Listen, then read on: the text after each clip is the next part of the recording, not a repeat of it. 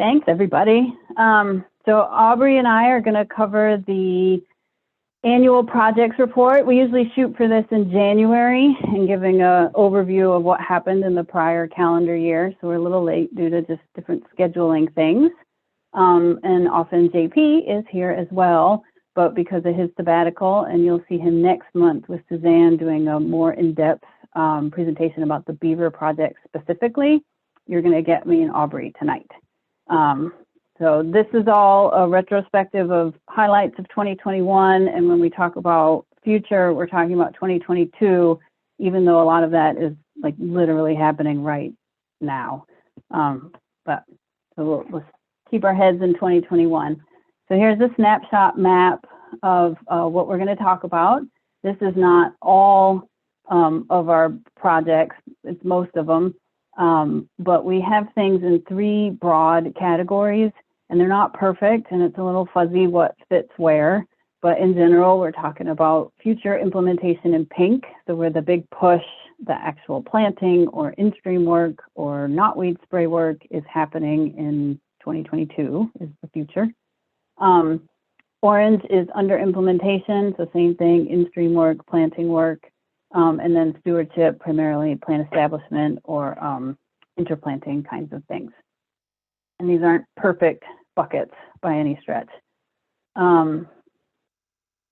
Okay, so projects under implementation, you'll see some of the major ones labeled here in sum for 2021, about 1.6 miles of in-stream work, that's the upper Luckiamute, along with the 8 acres of wetlands surveyed, 67 riparian or floodplain forest acres planted in the 2021 planting season, and the main stem Luckiamute River paddle survey completed, which is sort of part of the future work. That's still a pretty significant endeavor.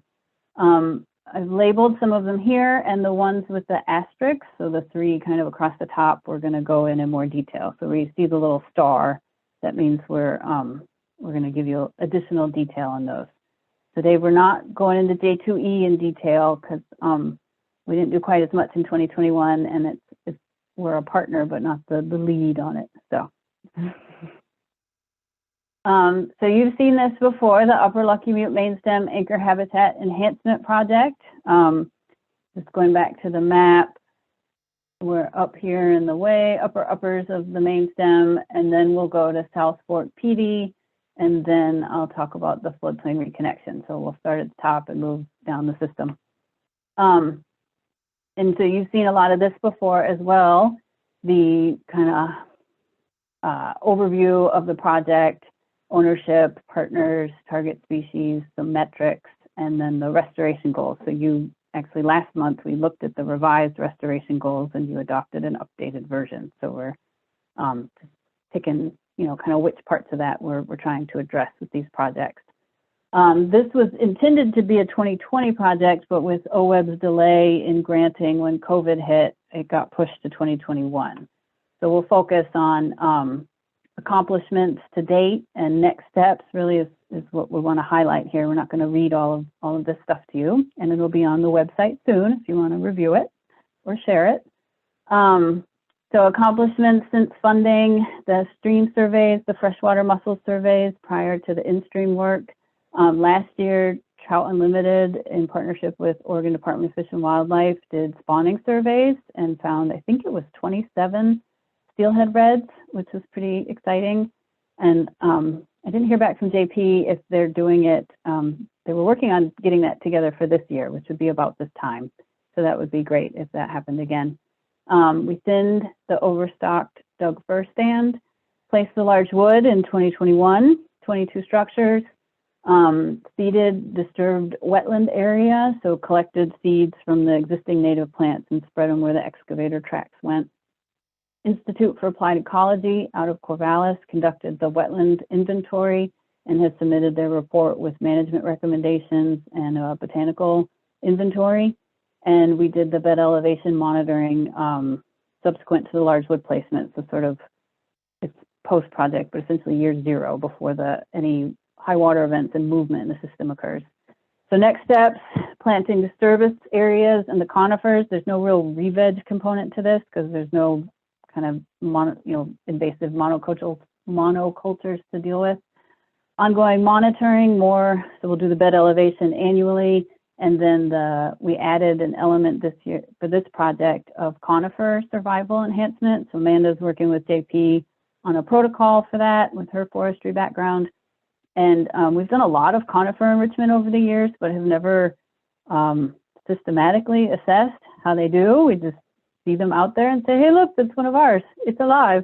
But we want to a little bit more systematically look at the conifers we've been planting and see how they're doing. And then a follow-up to the management recommendations for the wetlands. What next with that? So next, Luckiamute State Natural Area Floodplain Reconnection and Reforestation, Phase 4. And this is an image, I think I've shown this once before to you guys from last December's, so December 2020's flooding immediately after the construction happened. So construction was 2020, and so the big event for this project in 2021 was the first planting of not only the construction areas, these swales, but all of this fallow farm field all around it. So on that, accomplishments, the permitting, baseline monitoring, the excavation, and mitigation of remediation of those disturbed areas. The very end of 2020, the crews harvested and installed about 9,000 cuttings. And so the big event in 2021 was the planting of 56,000 bare root plants, and then the first year of plant establishment. And so it's pretty open. 2020, I showed the pretty picture from April, not the ugly brown picture from August. So we'll see this year how everything did during the horrible heat dome of 2021. But they're interplanting right now about 17,000 plants into this area, 25 acres total. And we'll continue to take people out here. Brady from OPRD has done additional aerial images during the last flood we just had in January. And there'll be more monitoring. And we've been compiling images and videos over the year. And so a target for 2022 is putting together like a 2 or 3 minute kind of year in review of the project, the change over time from the construction and planting, which should be cool. South Fork PD Creek, same thing. You've seen this. Lots of great work, 2.1 miles on, and really 7 acres of re-veg. So accomplishments, same thing, mussel survey, macroinvertebrate monitoring, the lower culvert and the large wood was done in 2019. 2019. And we did 2 years of site prep. So the big event for this project in 2021 was the first planting of the re-veg areas. Re-veg pictures aren't quite as exciting as the in-stream pictures. This is, Aubrey and I were out there after the ice storm. And so that's a bed elevation T-post there that he's marking. And the orange flagging was what am I saying? The bankful width height. Marking. Yeah, the bankful, I was thinking ordinary high water, bankful width height. And so it just shows how much material accumulated. And we're almost sort of panel spanning there at a structure. So it's pretty exciting. And just the debris everywhere from the ice storm. It was kind of remarkable. And I'll talk in a little bit about the upper culvert, which is really the capstone of this project. Interplanting next week, plant establishment. We had students out, I think, early 2020, actually right before COVID, students from Falls City High School, the CET program. Sean came and spoke to us a couple months ago, doing transplanting. So we'd love to engage the students. They're out there at that area in their own just outdoor work regularly. So we'd like to rekindle that relationship. Karen Haberman from Western Oregon retired. She was doing our macroinvertebrate monitoring, and we need to find a new partner. So if anybody knows a macroinvertebrate expert or hobbyist with a lot of time on their hands, let me know. Aubrey. Thank you very much. All right, so we're going to pivot now into projects that are under stewardship. And then after that, we'll get into upcoming projects and work for 2022. Just like the previous section, we don't have time to dive in depth into all 641 acres of riparian re-veg that we have going on 40 different sites throughout the watershed. So we've curated a selection for you. All three of them plus one are called out here. Lsna we've talked about in the previous section and will again subsequently. So we figured we'll just focus on Ash Creek and the upper Luckiamute focus area here. And I don't have the slide control, so Kristen, are you? Okay, cool. Thank you. Tell me next. Yeah. Oh, okay, next. So we're starting with Ash Creek, which is a creek that flows through the urban context of Monmouth and Independence in our watershed. This is a long-running project for us. It's about a 1.4 mile reach of the creek, and we have worked on over 60 acres of it, but a lot of that is just kind of in control of invasive English ivy in a stewardship area that's already forested. The main focus of it is about 12 acres of re-veg along the creek, and it's been going for a while with good survival, but less than stellar establishment because of really severe and intense deer browse pressure. And so our work, we kind of spent the last year kind of really overhauling our approach to this project. We were great at weed control, but that alone wasn't really doing it. And so we've had to recalibrate our tactics to accommodate for all the deer pressure.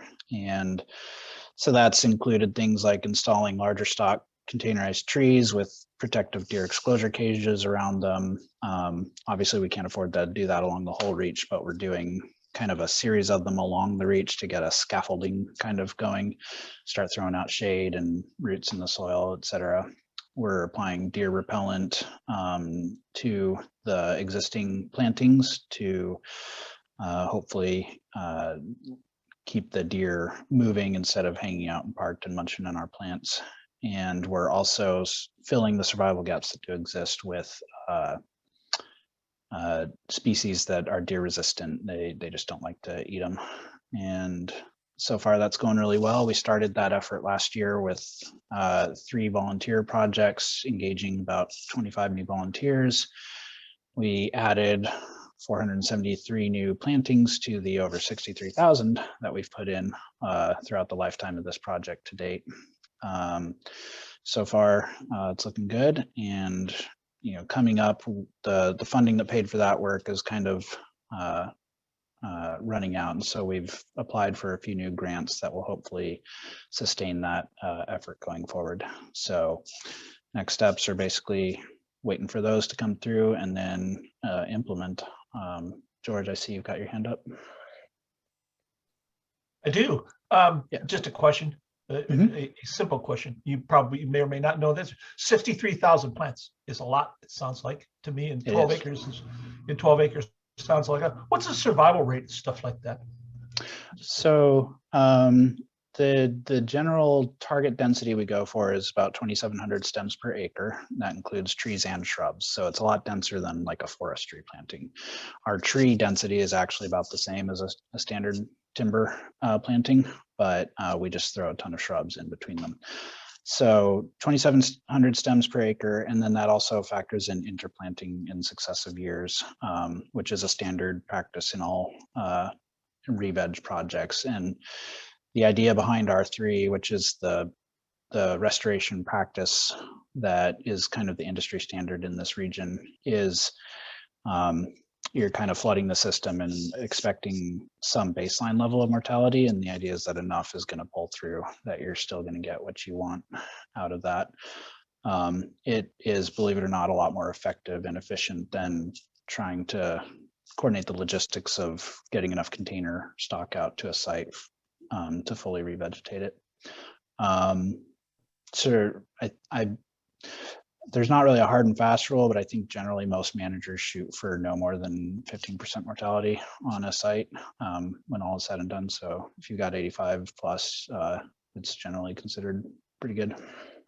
Thanks. Yeah, no problem.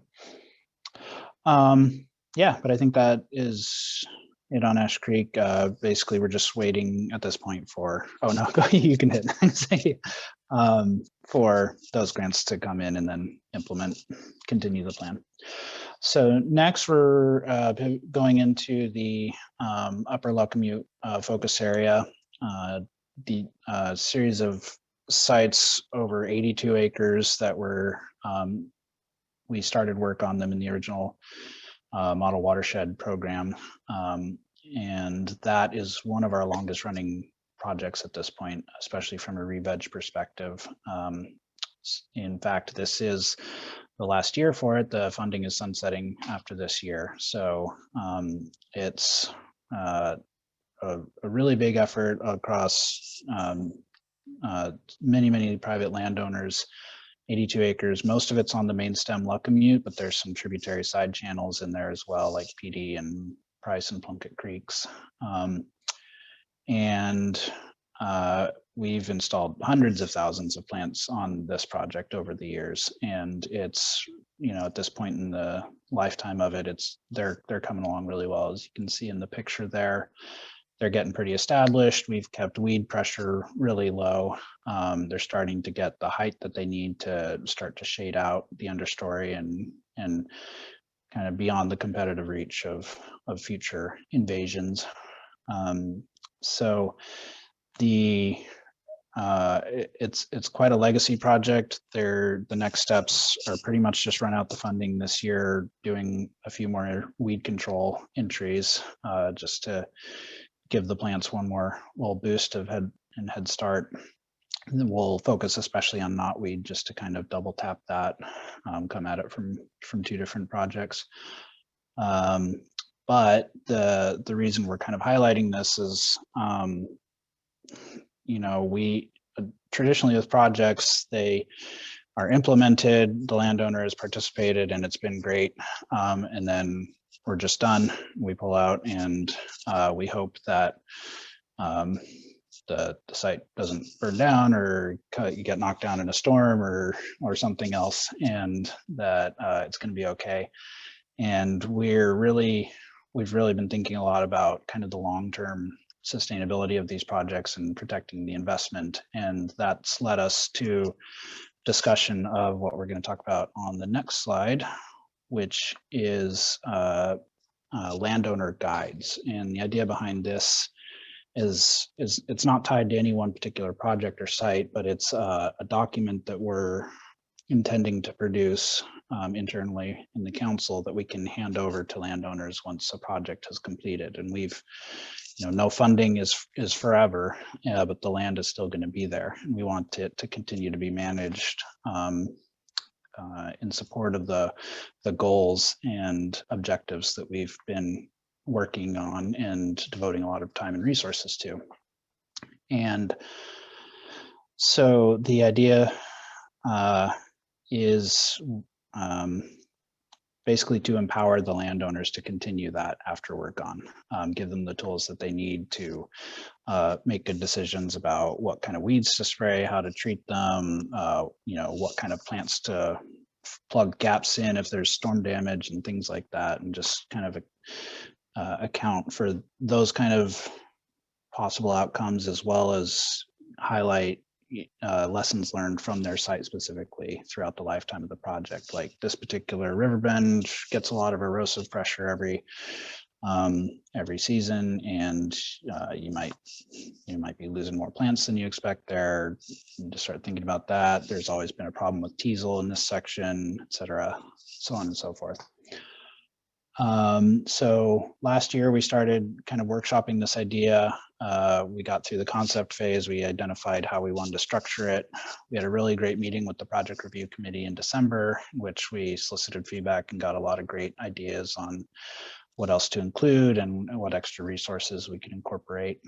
And the next step is to just actually draft them. And the reason we're talking about it here, just after the model watershed Upper Luckiamute projects is because that's a big kind of banner project for us that is sunsetting this year. So it's just the natural first a round of these that we're going to work on and get out. So that is the landowner guides. And next slide. Now we're going to transition into upcoming. Oh, George, sorry, so you have your hand up again. Yeah, this is a great presentation. It always gives me lots of questions. Oh yeah. To the previous slide, when we work with landowners, Mm-hmm. we always, we're there because we've got money that we can spend on a project that we think is important, and so we have a set of goals. In the process of engaging landowners, how much talk do we have with the owners themselves about what their goals for their property is? You were talking about we want to make sure that they continue to provide good stewardship for the money that we invested in, but how much of that is tied to what they really want to do with the land overall? That's a great question, and I would say currently, I think most of that discussion happens in the planning phase of the initial project. So before we even submit a grant and, we're creating our initial scope of work, we're working with them to figure out what they're comfortable with, what they want to support, questions like how far out from the stream bed are we making this riparian corridor, how, making sure we don't eat into their ag fields if they're in production, that kind of thing. And then sometimes there's negotiation. Like one of our biggest sites in the Upper Luckiamute Model Watershed program, the landowner in order to participate really required the installation of several miles of livestock exclosure fencing, which, it was an extra cost, but it was also at the time a win-win because the cattle were getting into the river, and so it was a good way to keep them off that. No cattle there now, but that's okay. Dave was appreciative of that. That was good fence for him. That'd be good fence for him on their property. Exactly, yeah. So it's a lot of negotiation and discussion at that point. Once it's being implemented, it's, to be perfectly honest, it's mostly just notifying them when we're coming in and working. But that's definitely an area where we could improve, I would say. Well, it really came down to my questions. Not all landowners are like Dave, but and we probably don't find a lot of landowners that are like Dave, but how do we work? When I talk about creating communities around, it's another way for me to say, how do we help people become more like Dave and and what they're doing and how they look at their land, and when we do projects, is there a way to do that? But thanks for answering it. That's yeah, thank you. That's a great question. Oh, go ahead.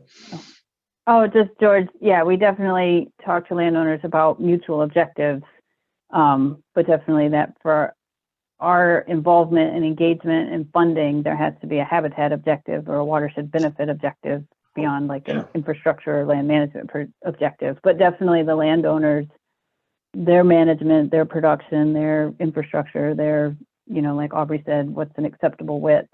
Some landowners say, as far as you want to go, do what you want to do. And some are like, no further than this, so it's definitely a conversation. And don't get me wrong, there's no judgment here. It just gets me thinking about, as an organization, how do we get folks that live out there that we do, that we're working in partnership with to really continue to think of us as a resource that's there for them, that they're a part of and that they have a say in, and they can look at not only their property, but they have an opportunity, say, by participating there, looking beyond. There's other people that are engaged. So, it's just, there's always room to take advantage of those kind of things. And it's what I'm hearing is when those opportunities present themselves, we're ready for them. Definitely. Yeah. A big part of the kind of the animating force behind the Landowner Guides is to cultivate a culture of ecologically minded land stewardship, and not just kind of, treat it like an engineering project and walk away. Right. Okay. Ready? Yeah. Okay. All right. We're transitioning now into upcoming work. Just to cleanse the palate on the way, this is an exclusive behind the scenes peek into the Luckiamute Watershed Council offices. I won't speak for others, but I'm pretty confident I'm the one in the lower left. And Yeah, we'll go. Ready for the next slide? Okay. So again, just like the last two sections, curated selection of the much broader palette of things that we're working on. This one, Kristen and I are going to tag team. I'm going to tackle the first two and then hand it off to her. But just a quick snapshot of the bigger picture. 131 acres of re-veg coming up, most of it riparian and floodplain. And by that, we're talking about the first planting, not interplantings and stuff. All that's happening along 1.5 miles of stream enhancement. There's 16 plus acres of oak habitat enhancement, 87 river miles of knotweed survey and treatment. That's a tall order we'll talk about in a minute. And then really exciting one Kristen's going to hit on is a passage barrier resolution that's coming down the pipe. Next slide. Okay, knotweed. So I know I said new and upcoming work, and then I'm going to start with a project that's been probably one of our longest going ones, but there's exciting new stuff happening in the world of knotweed this year. It's, for most of its life, it's been on the main stem Luckiamute and little Luckiamute. We've achieved quite a lot, over 90% landowner participation, really effective control of knotweed throughout that reach. It's been really encouraging to see how the system has responded, and that has led to that greater participation, because as neighboring landowners would see how effective it was, they would sign on and join up. But this year, it started last year, but it's a really significant expansion of the scope of the program. Knotweed was identified in the Teal Creek subbasin, which is a tributary of the Little Luckiamute. And then we've also started to notice some knotweed in some random spots like downtown Monmouth and Independence and Timber Roads and things like that. So we're just kind of rolling it all in. We started outreach last year for Teal Creek, and after just the first round, we already got 47% participation, and that's ownership. If you look at the actual tax lot footprint, it's much greater. And so the first step this year is we're going to continue that outreach and try and boost those numbers up closer to where our Luckiamute numbers are. And then we started surveying last year. We got the main stem Lucky done. This year, we're going to do the little Luckiamute and really get into the Teal Creek Basin. And the point of that is to refine our understanding of its distribution in Teal Creek, so that we can really just focus in our treatments really effectively and efficiently. And speaking of treatments, those are going to begin this year. Our first treatments of the entire reach in a few years. And probably the most exciting development there is there's a couple landowners in the Upper Lucky who we've been hoping would join into the program for a while. There was some hesitancy due to concerns about herbicides and application methods, et cetera. We're really grateful to have had some really productive conversations with them over the last year, and we're at a point now where they both either already signed agreements or committed to sign them to participate. And this is really important because knotweed spreads upstream down based on stem fragments that float. So getting them on board is really important for the long-term control of this. And then other than that, surveys and treatments this year, we're just going to be looking for additional funding sources to continue the work going forward. Next slide.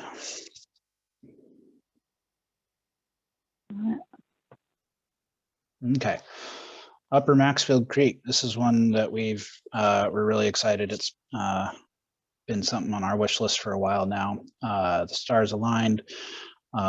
This is a reach of Maxfield Creek above most of the work that we've done to date. If you're familiar with our Maxfield Re-Veg project, it goes kind of from the downstream end of this one. You can see on the map there, down to the mouth where it confluences with the Luckiamute.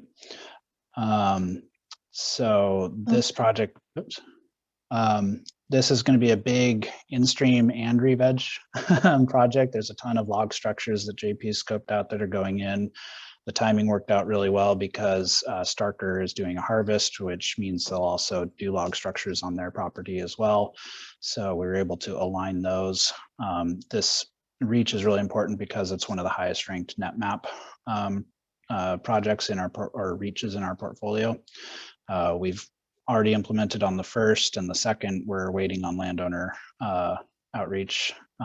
So this is our highest ranked one that hasn't been done yet that we can do, and it's going to be really great for spawning gravel recruitment, refuge, water temperature, all those things.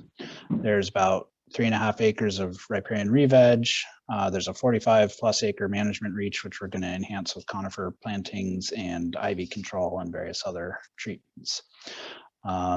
We last year did the project design, surveyed the reach, recruited partners, completed outreach, got the grant submitted. And then just a few weeks ago, we had our virtual site visit with OWEB, and we're ranked highly enough to be cautiously optimistic. Dave, I see you have a question. Sorry, I didn't see your hand there. You're muted. I do have a question. It's not an emergency though, but so since we're stopped, I'll ask it.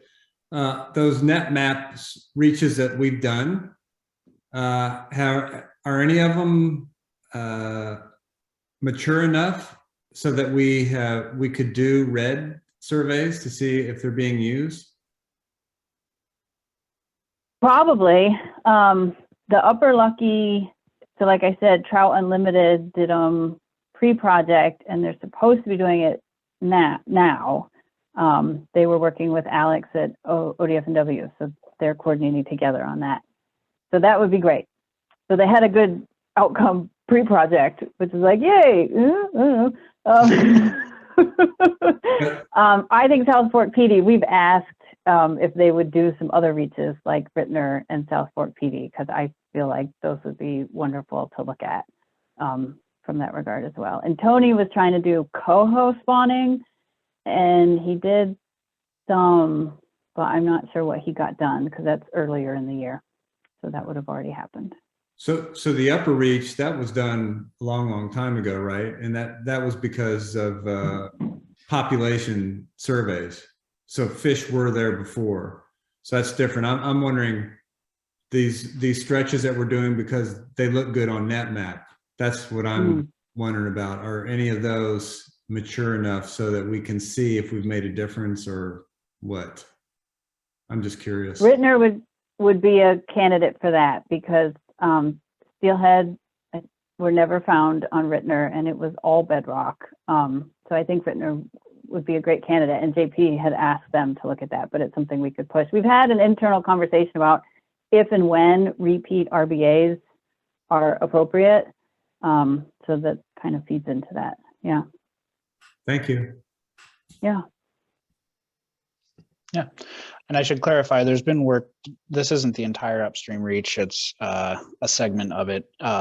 It goes up to the BLM land where they did large wood placements just last year, I believe, or the year before. Yeah. Yep. So this, honestly, it plugs right into the greater picture of Maxfield, all the work that's happened up and downstream of it. It's really exciting to finally be able to get this done. And the council did previously do work in like the late 2000s. But anyway, I won't dive into that. We're probably short on time. So coming up, we're just hoping, crossing our fingers that we get the grant award. And if that happens, we start implementing, which means muscle surveys for salvage, in-stream placement, and starting the site prep for the re-veg.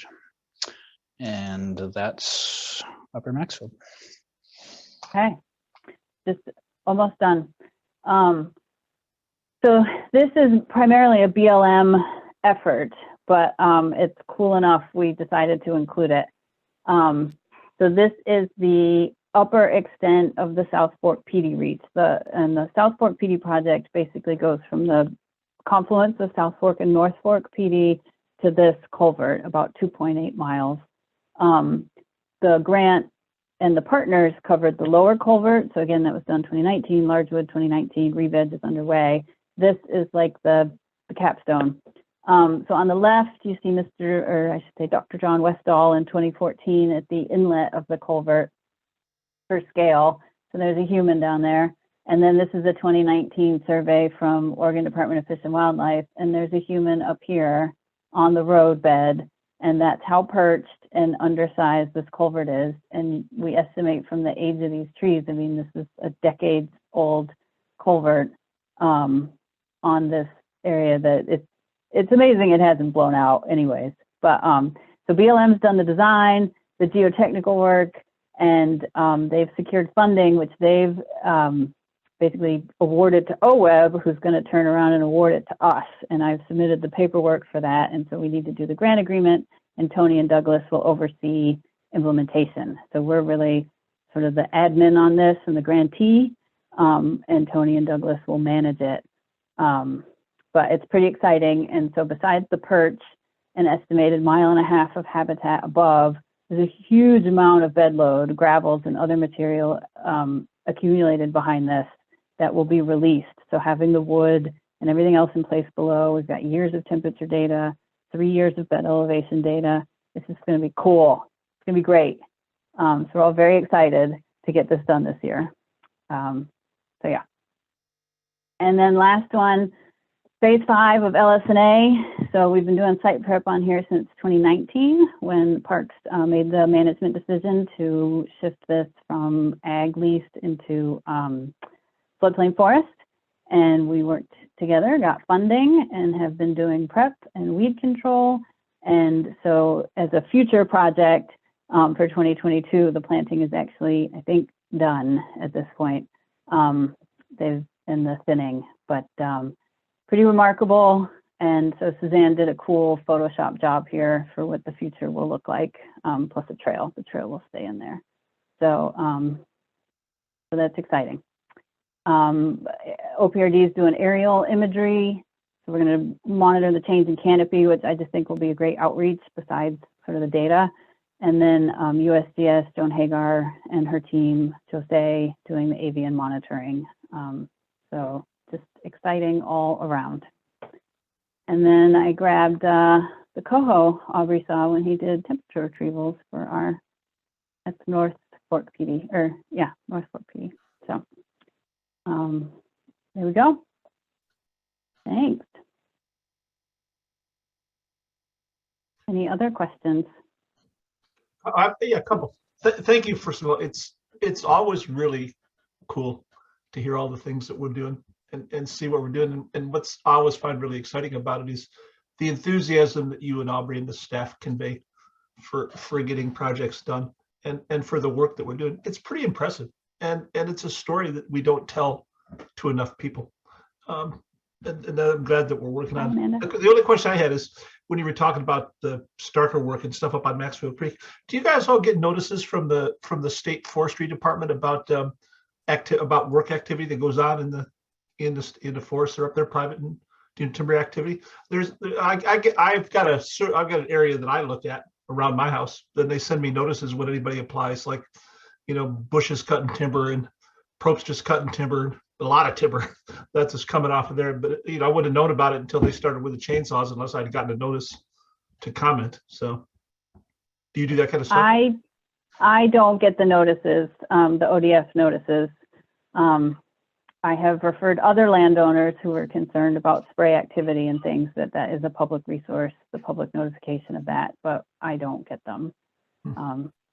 I get the land use notices from Polk and Benton counties, so I get applications and decisions on like lot line changes, dwellings, and things like that, road movement, cell phone towers going in. So that's what I look at. But the ODF, I feel like it's going to happen. Yeah, I don't get so many because the area that I look at is relatively small. You know, I mean, it's probably within 10 miles around me. But I just listen to this presentation. It's like, okay, I'm gonna make that service area bigger because I don't get overwhelmed with it now. So, and it's, you know, it's nice to know when things are coming up. The other thing that struck me about this, and it happens every year when we do this, is when I hear you say, you know, it's been a long time since we've looked at, you know, at PD Creek or not PD, Whitner Creek, you know, and it's time to go back and look and see what the results were. That's the areas for me that I think are ripe for research and engaging, you know, people in other ways that we just don't have the capacity to investigate.